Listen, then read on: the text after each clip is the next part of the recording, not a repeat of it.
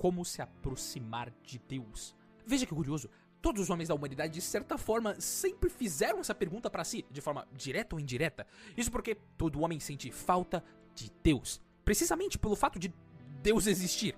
Isso porque nenhum homem sente falta de uma realidade inexistente. Por exemplo, você tá sentindo essa sensação de queimação em cima da sua arenolíada? Eu espero que não. Afinal, arenolíada é uma palavra que eu acabei de inventar na minha cabeça, ok? Então, você não sente falta daquilo que não existe. Não pode sentir falta, não pode sentir saudade daquilo que nunca teve, daquilo que nunca veio a existir. Mas o homem, o ser humano, desde um índio numa selva, até os pagãos gregos, os vikings, até chegar no homem moderno, todos eles, apesar de nunca terem contato entre si, sentem essa falta de Deus. Mas a questão é que isto ocorre precisamente porque há um Deus, existe um Deus. E é por essa razão que as pessoas o procuram. E essa falta de Deus, essa saudade que faz as pessoas procurarem por uma espécie de Deus, essa santa inconformidade, é um meio que Deus se utiliza para nos atrair até Ele. Mas o homem então olha para si e não encontra esse Deus. Ele olha para si e vê os seus pecados, as suas falhas, seus vícios, seus fracassos e, em outras palavras, o seu completo nada, o seu completo vazio. E na verdade, seria até bom se encontrasse um nada e um vazio, mas nem isso ele encontra. Vê um lugar cheio de lixo que não presta. Um lugar onde nem os seus pais, nem seus familiares veem o quão podre ele é. Somente ele e Deus conseguem perceber o quão sujo ele realmente é. E é então que ele se questiona: como então eu faço para me aproximar de Deus? E me parece que, honestamente, é preciso apenas 3 coisas para aproximar-se de Deus. Nada de 500 ideias diferenciadas e complexas, nada disso. Apenas 3 coisas. A primeira delas é a consciência clara de que Deus te ama. Você já ouviu falarem sobre isso como, como você é amado, como você é importante. Você já ouviu músicas sobre isso, pregações, discursos sobre isso. Ok, tudo legal, mas você nunca pensou racionalmente, sentou, parou pra pensar no que isso realmente significa. De que Deus verdadeiramente me ama. Deus criou-me para Ele. Pense um pouco nisso. Deus criou todas as coisas. Deus criou o mar, as estrelas, as montanhas, todos os outros homens do planeta, do mundo. E já tava muito da hora, ok? Já tava muito bacana tudo isso. Mas Deus me criou. Criou as minhas mãos.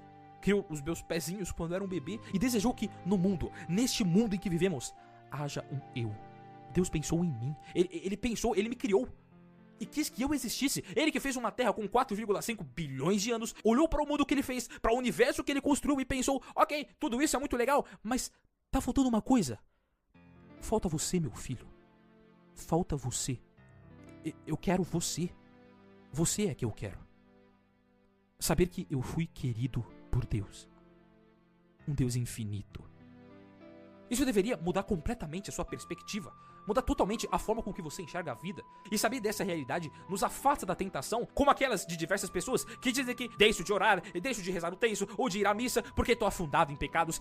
Que tolice. Como se seus pecados fossem capazes de fazer Deus te amar menos. Entendam uma coisa, quando você peca, não é Deus que deixa de amar você, é você que tá deixando de amar a Deus. Você tá invertendo as coisas. Acha que Deus não conhece suas misérias, acha que Deus é onisciente, não sabe do lixo que você é. Deus é onipotente. Se Ele quisesse, Ele poderia te fazer mais inteligente que São Tomás de Aquino, mais humilde que São Francisco de Assis, mais corajoso que Santo Inácio. Em outras palavras, façamos um teste aqui, ok? Existem pelo menos mais de 2.000 santos canonizados pela Santa Igreja. Se Deus quisesse, Ele poderia juntar somente um pouquinho da graça que deu para cada uma desses santos, para cada uma dessas pessoas justas, e poderia facilmente colocar todas essas graças em você. E você se tornaria um dos maiores santos, um dos homens mais justos que o mundo já viu. Tudo pela graça da onipotência divina. Mas veja que surpresa, Ele não fez isso. Porque Ele não quer. Por agora, Ele só quer uma única coisa. Que é você.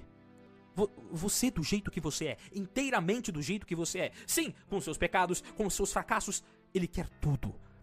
Quanto mais fraqueza encontra em você, mais misericórdia encontrará nele. É por isso que Ele deseja o todo. Você. O todo você.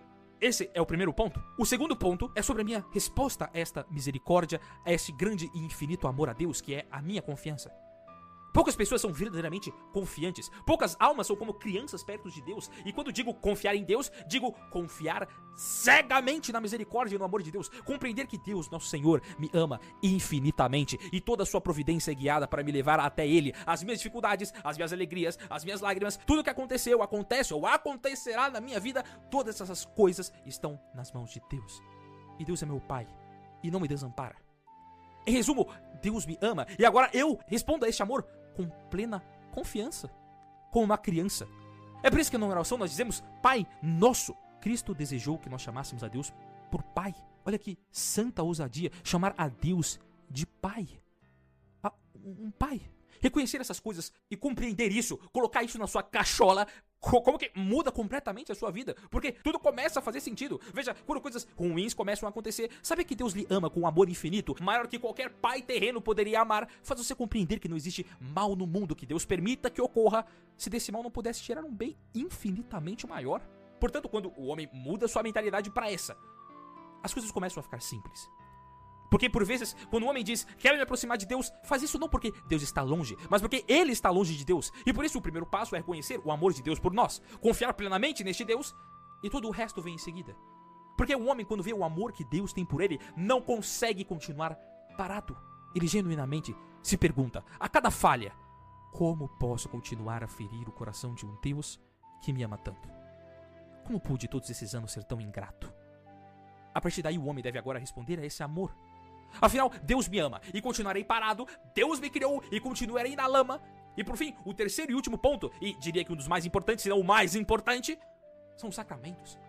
Sim, os sacramentos. Poderá alguém dizer, PKB, mas eu não sou católico. Pô, então vira.